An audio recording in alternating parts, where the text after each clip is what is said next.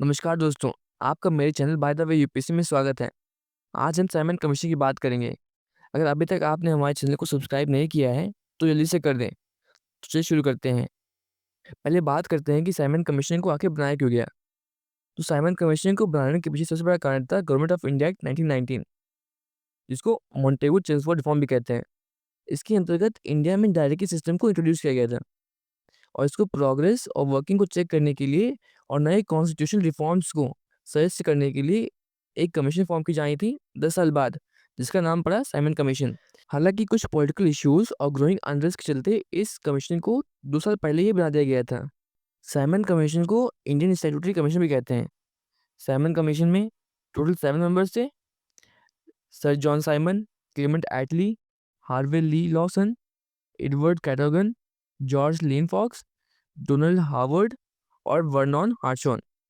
इस कमीशन में कोई इंडियन मेंबर्स नहीं थे और इसी वजह से इस कमीशन को बॉयकॉट कर दिया गया। साइमन कमीशन इंडिया में 3 फरवरी 1928 को आया और मेजर पॉलिटिकल पार्टीज जैसे इंडियन नेशनल कांग्रेस और मुस्लिम लीग ने इसको बॉयकॉट कर दिया और फेमस स्लोगन रेस किया, साइमन गो बैक।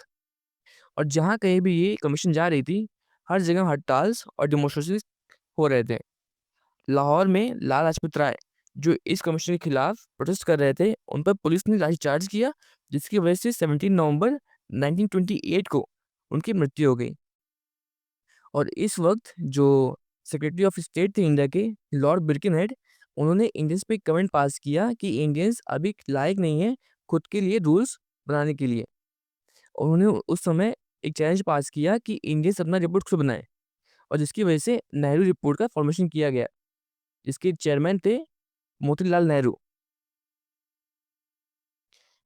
अब बात करते हैं साइमन कमीशन की रिकमेंडेशंस के बारे में। साइमन कमीशन ने अपनी 2 वॉल्यूम की रिपोर्ट में 1930 को पब्लिश की।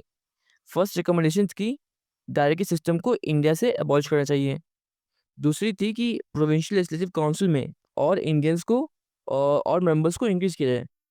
और थर्ड थी कि सेपरेट कम्युनल इलेक्टोरेट को इंडिया में रिटेन किया जाए, जब तक कि हिंदूज और मुस्लिम्स के बीच का टेंशन खत्म नहीं हो जाता।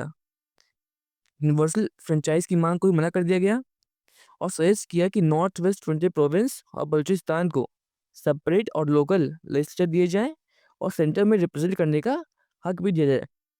सिंध को बॉम्बे से अलग करने की बात की गई और बर्मा को इंडिया से अलग करने की बात की गई और इंडियन आर्मी में और सोल्जर्स को रिक्रूट करने की सजेशंस भी दिए गए। चलिए अब बात करते हैं साइमन कमीशन की लिमिटेशंस के बारे में। साइमन कमीशन में कोई भी इंडियन नहीं था और यही एक रीज़न है कि साइमन कमीशन को बॉयकॉट किया गया। अब बात करते हैं इसके आउटकम की। तो साइमन कमीशन की वजह से लंदन में 3 राउंड टेबल कॉन्फ्रेंस रखी गई 1930 से 32 तक, और इसकी वजह से ही गवर्नमेंट ऑफ इंडिया एक्ट 1935 का भी फॉर्मेशन किया गया। अगर आपको वीडियो अच्छी लगी हो तो प्लीज़ वीडियो को लाइक कर दें और चैनल को सब्सक्राइब कर दें। मिलते हैं अगले वीडियो में। जय हिंद, जय भारत।